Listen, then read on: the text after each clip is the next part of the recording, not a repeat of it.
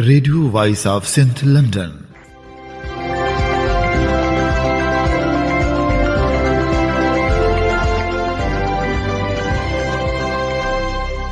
آپ سن رہے ہیں radio voice of Sindh London. خبروں، تجزیوں اور تبصروں پر مشتمل پروگرام آج کا احوال کے ساتھ میں آپ کی خدمت میں حاضر آپ کی میزبان شانزے۔ پروگرام کے آغاز میں آپ کے لیے دعا کہ آپ جہاں بھی رہیں خوش و خرم رہیں۔ 11 فروری 2024 اتوار کے دن یہ program radio voice of Sindh London کے اسٹوڈیو سے آپ کی خدمت میں براہ راست نشر کیا جا رہا ہے۔ سب سے پہلے حالات حاضرہ پر ایک نظر ڈالتے ہیں۔ سابق صدر آصف زرداری اور صدر مسلم لیگ نون شہباز شریف کے درمیان ملاقات کے اندرونی کہانی سامنے آ گئی ہے، جس کے مطابق آصف زرداری نے مریم نواز کو وزیر اعلیٰ بنانے کی تجویز دے دی ہے۔ ذرائع کا کہنا ہے کہ آصف زرداری اور شہباز شریف کی ملاقات مقتدر حلقوں کے کہنے پر ہوئی ہے، اور دعویٰ کیا کہ اس سے قبل مسلم لیگ نون کے قائد نواز شریف نے آصف زرداری سے پہلے ملاقات کرنے سے انکار کر دیا تھا۔ ذرا نے بتایا کہ نگراں وزیر اعلیٰ پنجاب محسن نقوی نے ثالث کا کردار ادا کیا، جس کے بعد ان کی رہائش گاہ پر دونوں رہنماؤں کی ملاقات ہوئی۔ دونوں جماعتوں کے رہنماؤں نے الیکشن مہم میں تنقید پر گلے شکوے بھی کیے۔ ذرا کا مزید کہنا تھا کہ شہباز شریف نے آصف زرداری سے پیپلز پارٹی کی قیادت کی جانب سے بے جا تنقید کا شکوہ کیا، جس پر پیپلز پارٹی کے شریک چیئرمین نے کہا کہ وہ الیکشن کا حصہ تھا، میاں صاحب اس کو بھول جائیں۔ ذرا کے مطابق اس موقع پر آصف زرداری نے انہیں یاد دہانی کرواتے ہوئے کہا کہ میاں صاحب آپ بھی تو جلسوں میں پیپلز پارٹی پر تنقید کرتے رہے ہیں، لیکن اب ہمیں حکومت سازی کے لیے معاملات کو طے کرنا چاہیے۔ ذرا نے دعویٰ کیا کہ سابق صدر آصف زرداری نے مریم نواز کو وزیر اعلیٰ بنانے کی تجویز پیش کرتے ہوئے کہا کہ جمہوریت میں استحکام کے لیے مل کر فارمولہ طے کرنا ہوگا۔ انہوں نے سابق وزیر اعظم سے کہا کہ ہم اپنی جماعت سے مشاورت کرتے ہیں اور آپ بھی کر لیں۔ ذرا کے مطابق شہباز شریف نے آصف زرداری سے وقت مانگا ہے تاکہ وہ مسلم لیگ نون کے قائد نواز شریف سے اس سلسلے میں مشاورت کر سکیں۔ ملک میں 8 فروری کو ہونے والے عام انتخابات میں پولنگ کے بعد نتائج آنے کا سلسلہ تاحال جاری ہے۔ عام انتخابات 2024 کے غیر حتمی اور سرکاری نتائج کے مطابق قومی اسمبلی میں آزاد امیدوار 100 نشستیں لے کر سب سے آگے ہیں، جبکہ مسلم لیگ نون 73 اور پیپلز پارٹی نے اب تک 54 نشستیں حاصل کی ہیں۔ اس کے علاوہ متحدہ قومی موومنٹ پاکستان 17، مسلم لیگ کاف 3، استحکام پاکستان پارٹی اور جمعیت علماء اسلام اب تک 2 نشستیں اور مجلس الوحدت المسلمین 1 نشست حاصل کر چکی ہے۔ لاہور سے مسلم لیگ نون کے قائد میاں محمد نواز شریف کی کامیابی کو چیلنج کر دیا گیا۔ پاکستان تحریک انصاف کی حمایت یافتہ آزاد امیدوار ڈاکٹر یاسمین راشد کے وکیل اشتیاق چودھری نے لاہور ہائی کورٹ میں نواز شریف کی کامیابی کے خلاف درخواست دائر کی ہے۔ پی ٹی آئی کو قومی اسمبلی کی 170 نشستوں پر کامیابی کا دعویٰ کرتے ہوئے وفاق اور 2 صوبوں میں حکومت بنانے کا اعلان کر دیا۔ پاکستان تحریک انصاف کے سینئر رہنما بیرسٹر گوہر علی خان نے دعویٰ کیا ہے کہ ان کی جماعت قومی اسمبلی میں حکومت بنانے کے لیے عددی اکثریت حاصل کر چکی ہے اور اب پی ٹی آئی وفاق خیبر پختونخوا اور پنجاب میں حکومت بنائے گی۔ دوسری جانب پاکستان کی army chief general Asim Munir نے عام انتخابات 2024 کے کامیاب انعقاد پر مبارکباد دیتے ہوئے کہا کہ قوم کو انتشار اور تقسیم کی سیاست سے آگے بڑھنے کے لیے مستحکم ہاتھوں اور ایک شفا بخش رابطے کی ضرورت ہے۔ Free and fair election network FAFEN نے پاکستان میں 8 فروری کو ہونے والے عام انتخابات کے حوالے سے ابتدائی مشاہدہ رپورٹ جاری کر دی ہے۔ چیئرپرسن فافن مسرت قدیم نے ان کی جانب سے بریفنگ دیتے ہوئے بتایا گیا کہ ملک میں 2 برس سے جاری افراتفری کے بعد الیکشن ہوئے، یکساں مواقع نہ ملنے اور دہشت گردی کے خطرات کے باوجود سیاسی جماعتوں نے الیکشن میں حصہ لیا۔ فافین رپورٹ میں بتایا گیا کہ 8 فروری کو ملک میں ہونے والے انتخابات میں 5 کروڑ سے زیادہ افراد نے ووٹ ڈالا۔ الیکشن کمیشن نے انتخابی مشق کو منعقد کیا جو قابل ستائش ہے، تاہم ابتدائی نتائج کی تیاری اور نتائج اعلان نے منظم الیکشن کو گہنا دیا ہے۔ فافین چیئرپرسن نے کہا کہ انتخابات سے ملک میں بے یقینی کا دور بند ہو گیا ہے۔ اب سیاسی جماعتوں کی ذمہ داری ہے کہ ملک میں استحکام کو یقینی بنائیں۔ امیدواروں کے نتائج پر تحفظات الیکشن کمیشن کو جلد حل کرنے کی ضرورت ہے۔ میرن شاہ میں فائرنگ سے سابق رکن قومی اسمبلی محسن داوڑ زخمی ہو گئے۔ پولیس کی جانب سے محسن داوڑ کے زخمی ہونے کی تصدیق کی گئی ہے۔ اس حوالے سے بتایا گیا ہے کہ محسن داوڑ کے حامی میران شاہ میں احتجاج کر رہے تھے۔ مظاہرین کا کہنا تھا کہ شمالی وزیرستان میں انتخابی نتائج میں تاخیر پر احتجاج کیا جا رہا تھا۔ پولیس نے فائرنگ اور آنسو گیس کی شیلنگ کی۔ ज़रा का बताना है कि मोहसिन दावड़ की हालत खतरे से बाहर है, जबकि मोहसिन दावड़ को मीरनशाह अस्पताल मुंतकिल कर दिया गया है। फायरिंग से मोहसिन दावड़ के 6 साथी भी जख्मी हुए हैं। तमाम जख्मियों को मीरनशाह अस्पताल मुंतकिल कर दिया गया है। अमेरिका समेत बरतानिया और यूरोपीय यूनियन ने इंतखाबी अमल की गैर शफाफियत पर उठने वाले सवालत पर भी गहरी तशवीश का इजहार किया था। तीनों ने लेवल प्लेइंग फील्ड न होने पर अफसोस का इजहार करते हुए कहा कि बाज़ सियासी अनासर को इलेक्शन में हिस्सा नहीं लेने दिया गया, उन्हें जमा होने की आज़ादी से महरूम रखा गया। अमेरिकी वज़ारत ख़ारजा के तर्जुमान मैथ्यू मिलर का कहना था कि इंतखाबी धांधली और दखल अंदाजी के इल्ज़ामात की मुकम्मल तहकीकात होनी चाहिए। यूरोपीय यूनियन का कहना था कि इलेक्शन से पहले पाकिस्तान को इंसदाद दहशतगर्दी के चैलेंज का सामना रहा। ताहम अब पाकिस्तान को चाहिए कि वो GSP+ की रिपोर्ट में बताई गई खामियों को दूर करने के लिए दरकार मुआशी इस्लाहात पर तवज्जो दे। वज़ारत ख़ारजा की जानिब से कहा गया है कि मुख्तलिफ ममालिक और तंजीमों की जानिब से पाकिस्तान में होने वाले आम इंतखाबात से मुतल्लिक़ बयानात दिए गए। प्रेस रिलीज के मुताबिक हमें हैरान है कि इन बयानात पे मनफी तासुर दिया जा रहा है। ये अफराद इंतखाबी अमल के पेचीदगी को नहीं जानते। ये बयानात इस नाकाबिले तरदीद हकीकत को नज़रअंदाज करते हैं कि पाकिस्तान ने आम इंतखाबात पर अमन और कामयाबी के साथ करवाए। इंसदाद दहशतगर्दी अदालत रावलपिंडी ने 9 मई वाक़यात में बानी PTI इमरान खान और शाह महमूद कुरैशी की 12 मुकदमात में ज़मानत मंजूर कर ली। इमरान खान और शाह महमूद कुरैशी के खिलाफ 9 मई के वाक़यात से मुतल्लिक़ मुकदमात की समाअत इंसदाद दहशतगर्दी अदालत रावलपिंडी के जज मलक एजाज आसिफ ने की। JUI की तरफ से सूबा सिंध में एहतजाज का ऐलान किया गया है। JUI सिंध के रहनुमा राशिद महमूद सुमरो ने कहा है कि इलेक्शन में धांधली की गई। हम धांधली के खिलाफ कराची, हैदराबाद, सांगड़, सक्खर, उमरकोट और दीगर शहरों में एहतजाजी धरने देंगे। अवामी तहरीक ने कहा है कि पंजाब के हुक्मरान गुज़िश्ता 1.5 सदी से दरियाए सिंध के पानी पर तजावुज़ात कर रहे हैं। हुक्मरानों ने ताकत के ज़ोर पर थल कैनाल फ़ेज़ 2 की मंजूरी देकर सिंध को सहरा और रेगिस्तान में तब्दील करने का मंसूबा बनाया है। पीपल्स पार्टी ने इक़्तिदार की लालच में थल कैनाल फ़ेज़ 2 के मामले पर मुजरमाना खामोशी इख्तियार की है। पीपल्स पार्टी दरियाए सिंध को बेचने की साजिश कर रही है। सिंध में बसने वाले लाखों लोगों की ज़िंदगी का वाहिद ज़रिया दरियाए सिंध है। पंजाब का हुक्मरान तबका सिंध का पानी गैर कानूनी तौर पर मरहले वार सिंध से छीन रहा है। सिंध के अवाम ग्रेटर थल कैनाल फ़ेज़ 2 मंसूबे को किसी सूरत बर्दाश्त नहीं करेंगे। वफाकी निगरान हुकूमत को सूबों के खिलाफ ऐसे फैसले करने का कोई इख्तियार नहीं। सिंध के शदीद एतराज़ात के बावजूद इंतखाबात के दौरान दरिया सिंध पर हमला सिंधी कौम को दीवार से लगाने के मुतरादिफ है। निगरान हुकूमत के ऐसे गैर कानूनी इक़दामात पाकिस्तान में शामिल तारीख़ी अक़वाम के ख़िलाफ़ है। Executive committee of national economic council ECNEC के अरकान ने थल कैनाल फ़ेज़ 2 की मंजूरी देकर आइन के खिलाफ वर्जी की है। आइन से बालातर फैसले मुल्की इत्तेहाद और यकजहती के लिए ख़तरनाक होंगे।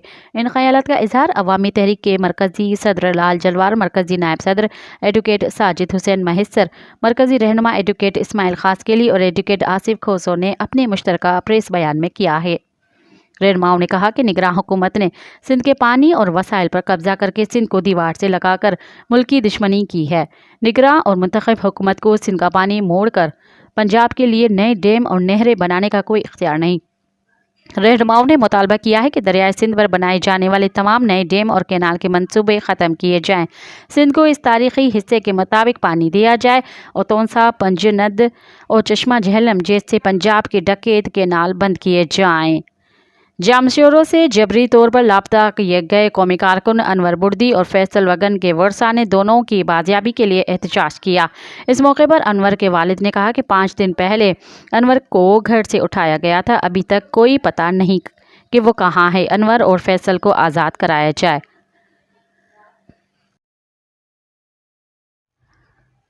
अब प्रोग्राम में शामिल करते हैं तजज़िये और तबसरे। इंतखाबात के नताइज से मज़ीद तकसीम का ख़दशा, पाकिस्तान ने माजी की गलतियों से कुछ नहीं सीखा के उन्वान से फरहत जावेद ने लिखा।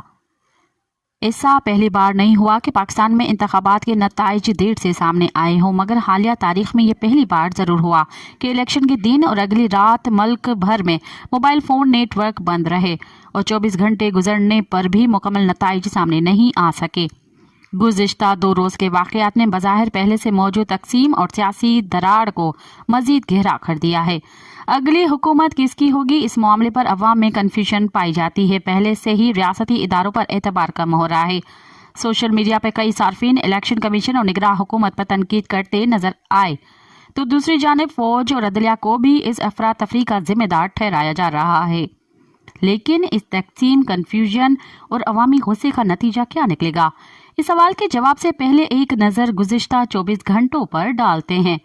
जुमेरात को शाम 5 बजे वोटिंग का अमल रुका तो नताइज के ऐलान का इंतजार था। 6 बजे के बाद चंद पोलिंग स्टेशन से वो गैर हतमी और गैर सरकारी नतीजे सामने आना शुरू हुए, जहां गिनती का अमल मुकम्मल हो गया था। इन इब्तिदाई नताइज ने सबको हैरान कर दिया, क्योंकि तवक्कात के बरअक्स पाकिस्तान तहरीक इंसाफ की हिमायती याफ्ता आज़ाद उम्मीदवार को बढ़तरी हासिल थी। ताहम चंद ही घंटों में रिजल्ट की आमद का सिलसिला रुक गया। इस मौके पर सोशल और मेन स्ट्रीम मीडिया पर बहस जारी रही, जिसमें सवालात भी थे और शकूक और शुबहात भी थे। अवाम की नजरें इलेक्शन कमीशन ऑफ पाकिस्तान पर थी, मगर वो भी बेबस नजर आ रहा था। रात 12 बजे भी मोबाइल नेटवर्क बहाल नहीं हुए थे और वोट की गिनती के नताइज मंजर आम पर नहीं आ रहे थे। ऐसे में पाकिस्तान तहरीक इंसाफ के उम्मीदवारों और हामियों ने सोशल मीडिया पर अपनी जीत का ऐलान किया और नताइज में ताखिर को धांधली की कोशिश करार दिया। दूसरी जानिब पाकिस्तान मुस्लिम लीग नून के कैंपस में मुकम्मल खामोशी छाई रही। उन्हें इस बार इंतखाबात में वाज़ेह बढ़तरी की उम्मीद थी, मगर निस्फ शब तक सामने आने वाले गैर सरकारी और गैर हतमी नताइज के मुताबिक खुद साबिक वजीर आजम नवाज शरीफ PTI की जेर हिरासत यास्मीन राशिद से एक बड़े मार्जिन के साथ पीछे थे।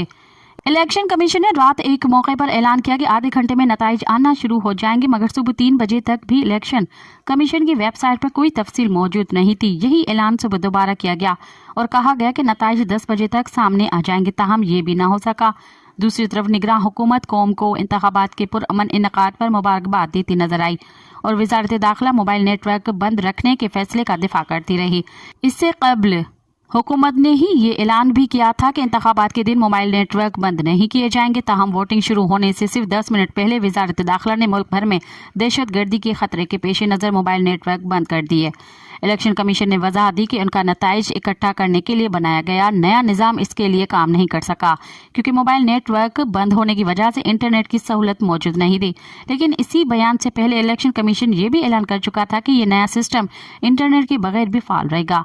इस तमाम सूरत हाल में से सबसे ज्यादा तनकीद का निशाना पाकिस्तान की मिलिट्री इस्टेब्लिशमेंट बनी है। गुज़िश्ता रात से ही खास तौर पर पाकिस्तान तहरीक इंसाफ की हिमायती याफ्ता उम्मीदवार और जमायत के हामी इस्टेब्लिशमेंट पर इल्जामात लगा रहे हैं कि वो इंतखाबी अमल में धांधली के मुरतकब हुई है। इस्लामाबाद से PTI की हिमायती याफ्ता उम्मीदवार शुएब शाहीन ने BBC से बात करते हुए कहा कि अदलिया जो भी किसी भी वाक़े का सो मोटा नोटिस ले सकती है, उन्होंने ना तो मोबाइल नेटवर्क्स बंद होने का नोटिस लिया और न कल शब होने वाली मुबैना धांधली की खबर ली, और ना ही ये नोटिस लिया कि नताइज में इतनी देर क्यों हो रही है। शुएब शाहीन का दावा है कि वो वफाकी दारुल हुकूमत इस्लामाबाद में कल रात तक एक बड़े मार्जिन से जीत रहे थे, मगर आज सुबह उन्हें हरा दिया गया।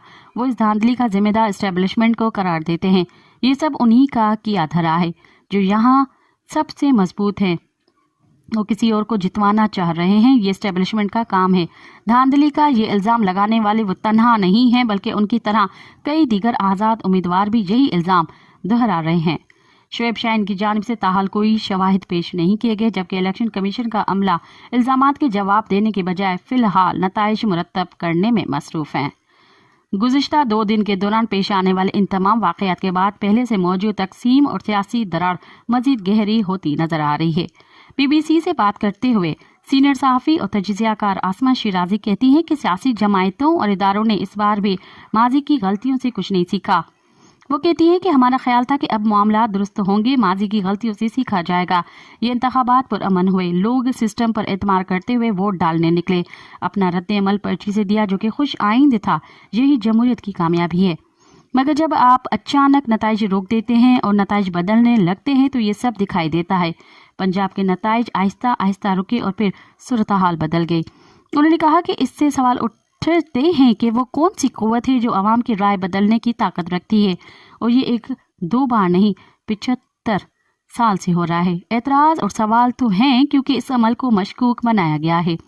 वाशिंगटन में विल्सन सेंटर थिंक टैंक में साउथ एशिया इंस्टीट्यूट के डायरेक्टर माइकल गोगलमैन कहते हैं कि मेरे ख्याल में इस खौफ की वजह बहुत वाज़ेह है कि फ़ौज ने इंतखाबी अमल में बिल्कुल आखिरी वक्त में अपने फ़ायदे के लिए मुदाखलत क्यों करेगी। और ये मफाद बराह रास्त पाकिस्तान तहरीक इंसाफ को हुकूमत में आने से रोकना है। माइकल गोगलमैन कहते हैं कि इंतखाबी नताइज के दौरान पीटीआई की कामयाबी के इब्तदाई इशारे और फिर अचानक नताइज का देर तक ऐलान न होना, इलेक्शन कमीशन की मुकम्मल खामोशी और फिर ऐसे सरकारी नताइज जिनमें फ़ौज की तरजीह जमायत सियासी इत्तेहाद बनाती नज़र आ रही है, ये सब आखिरी लम्हे की धांधली की पेशगोई करता है।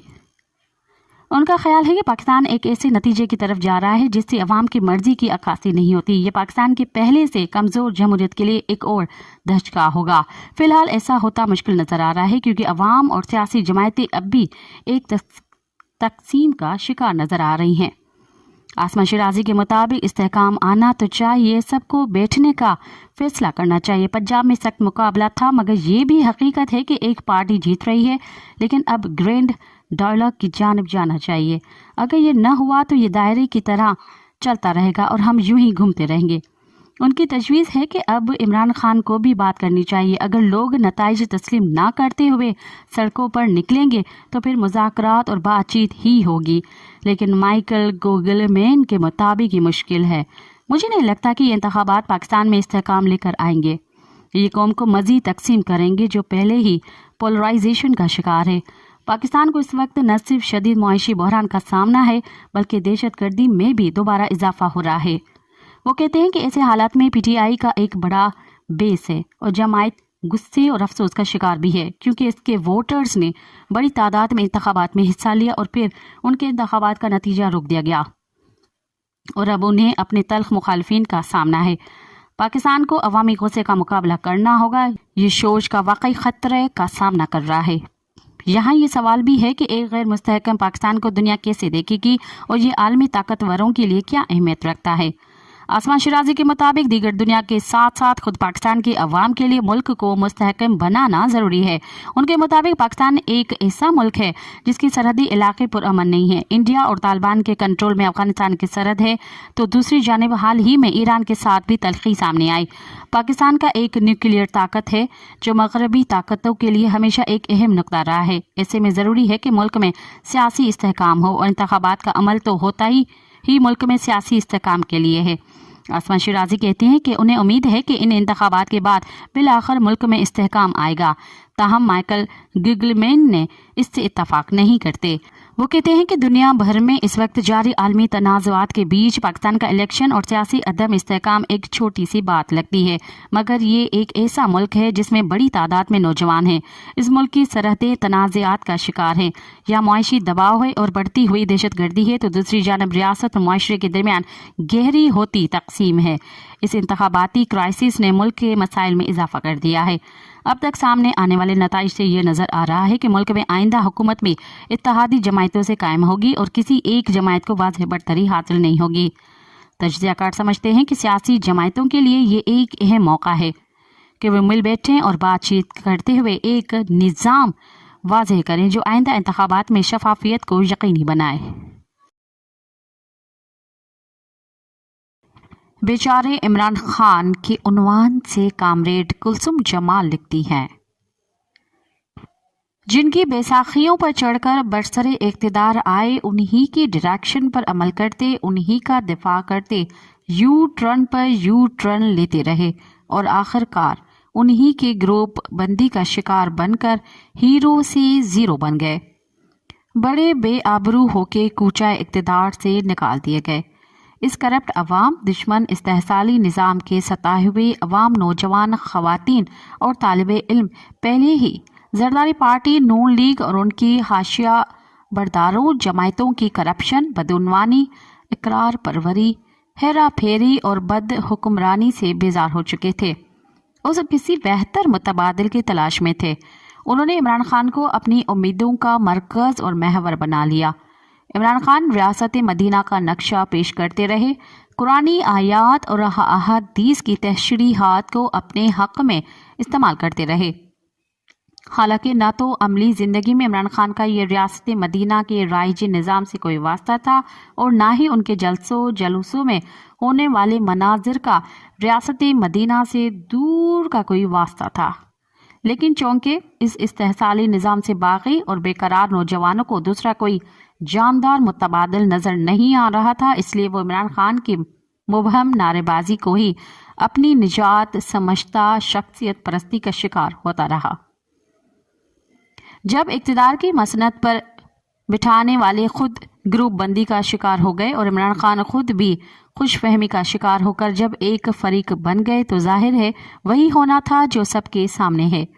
عمران خان کو بہت برے طریقے سے خوب استعمال کیا گیا اور پھر بری طریقے سے ٹھکانے لگا دیا گیا۔ ریاستی جبر اور ریاستی جائز اور ناجائز ہتھ کنڈوں کے سامنے شخصیت پرست ڈھیلی ڈھالی کسی بھی واضح ٹھوس نظریے سے آری غیر منظم مزاحمت ہمیشہ بے نتیجہ بکھر جاتی ہے۔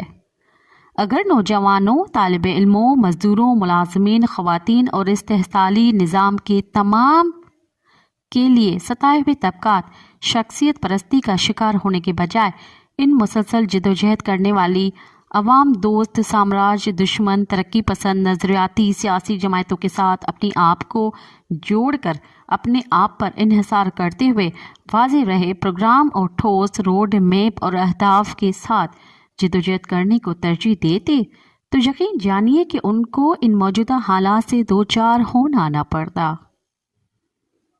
درست ہے کہ اس سلسلے میں آگے بڑھ کر اور متحد ہو کر جو کردار ان ترقی پسند نظریاتی انقلابی سیاسی جماعتوں کی قیادت کو ادا کرنا چاہیے تھا، مختلف کمزوریوں کے باعث وہ مطلوبہ کردار ادا نہ کر سکے۔ اب بھی وقت ہے کہ ملک بھر کے عوام کو کسی بھی ایک شخصیت سے امیدیں وابستہ کرنے کے بجائے عوام دوست نظریاتی انقلابی سیاسی قیادت کے ساتھ مضبوطی اور مستقل طور کے ساتھ جوڑ کر اجتماعی قیادت کے تحت منظم فیصلہ کن جدوجہد کرنے کا راستہ اختیار کرنا چاہیے۔ صرف اور صرف اجتماعی جدوجہد ہی وہ واحد راستہ ہے جو اس ملک کو درست سمت میں چلانے کی جدوجہد کو کامیابی سے ہمکنار کر سکتا ہے۔ انتخابات اور وہ بھی جس طرح سے ہو رہے ہیں یا ہوتے رہے ہیں ان کے ذریعے اس استحصالی نظام سے چھٹکارا حاصل کرنے کا سوال ہی پیدا نہیں ہوتا۔ پروفیسر نیک محمد کاکڑ لکھتے ہیں، پاکستان کس طرح، کیوں اور کن مقاصد کے لیے وجود میں لایا گیا، اس پر رائے زنی کرنے سے قطع نظر کیا۔ یہ ایک تلخ اور ثابت شدہ حقیقت نہیں ہے کہ جس نظریے کا بنگلہ دیش بننے کے بعد بھی خواہ ڈنڈورا پیٹا جا رہا ہے وہ عملی طور پہ غلط ثابت ہو چکا ہے۔ تاریخی سچائیوں اور زمینی حقائق کے مطابق پاکستان ایک کثیر القومی ریاست یا مملکت ہے۔ کسی بھی ریاست کا کثیر القومی ہونا نہ تو کوئی عیب ہے اور نہ ہی کوئی کمزوری ہے، بلکہ یہ تو ایک خاصیت، خوبصورتی اور خوبی ہے۔ دنیا میں کئی ایسے ممالک موجود ہیں، لیکن حیرت اور افسوس ہے کہ پاکستان کے نادان اور ناکام دوستوں نے اس ملک کو مختلف قوموں اور لسانی برادریوں کا گلدستہ سمجھنے، سجانے اور عملی طور پر دنیا کے سامنے نکھارنے اور فخر کرنے کے بجائے وفاق میں شامل قومی وحدتوں کا نام تک لینے کو حرام قرار دے رکھا ہے۔ تاریخی سچائیوں اور زمینی حقائق کو زبردستی اور طاقت کے زور پر روندنے کے ہمیشہ ناخوشگوار نتائج نکلے ہیں، اور اس کی مثال بھی کوئی اور نہیں، ماضی کا متحدہ پاکستان ہی ہے، جو طاقت کے استعمال اور استحصال کی وجہ سے آج ایک علیحدہ ملک کی حیثیت سے دنیا کے نقشے پر ہمارے ہی سابقہ حکمرانوں کے منہ پر تماچا ہے۔ آپ عام انسانی زندگی میں بھی جب کسی کو زبردستی اس کی خوشی اور رضا کے بغیر نہ تو دلہن بنا سکتے ہیں اور نہ ہی دلہا بنا سکتے ہیں، تو پھر کسی بھی قومی برادری کو اس کی خوشی اور رضا کے بغیر صرف جبر اور طاقت کے بل بوتے پر اپنے قبضے میں کیسے رکھ سکتے ہیں؟ اور یہ حق آپ کو کس نے دیا ہے؟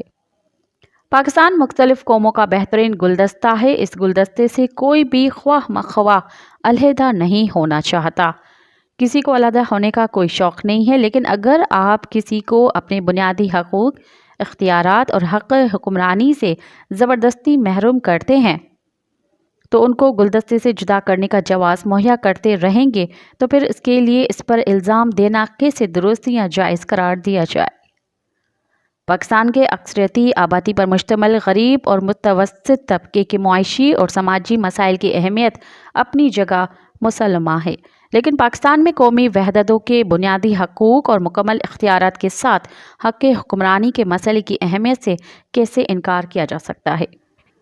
پاکستان کے نام سے کثیر القومی ریاستی حدود کے اندر اگر تمام کے تمام قومی وحدتوں کو ان کی خوشی اور رضا کے ساتھ ان کے تمام حقوق و آئینی ضمانتوں کا تحفظ فراہم کرنے میں آخر کیا برائی ہے یا کیا قباحت ہے، اور اس سے پاکستان آخر کمزور کیسے اور کیوں ہوگا؟ اگر وفاق میں رضاکارانہ طور پر شامل گلدستے کے تمام پھول اپنی اپنی رضامندی کے ساتھ جو محکمے، ادارے، اختیارات اور امور وفاق کو یعنی مرکزی سیٹ اپ کو دیں تو اس میں اعتراض کرنے کا کیا جواز ہے؟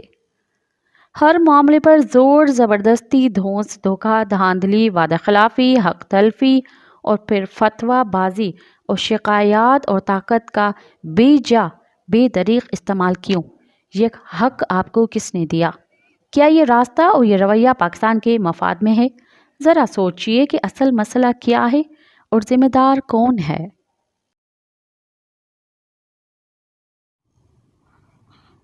اب تک کے لیے اتنا ہی، مجھے دیں اجازت۔ آپ لوگوں کا سہارا بنیں اور خود لوگ